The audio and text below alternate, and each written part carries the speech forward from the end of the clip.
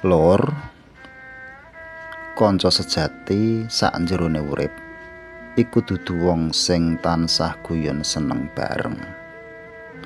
Nanging amal sing bakal ngancani nalikane kabeh menungsa wis ninggalke awake dhewe. Nalika bondo donya wis ora guna. Nalikane pangkat jabatan wis ora bisa mbela. Lan nalika sanak sedulur mung bisa ngiringi nuju marang pesarean. Ya mung amal sing bakal dadi kanca sing jujur ning alam kubur. Yen amal iku becik, mula bakal dadi pepadang sing nentremake.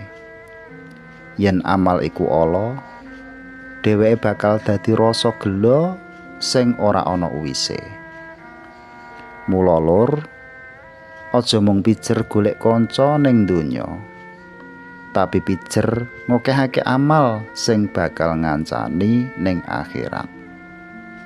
Sebab sak becik-becike kanca yaiku amal soleh sing digawa bali ngadhep sowan marang Gusti.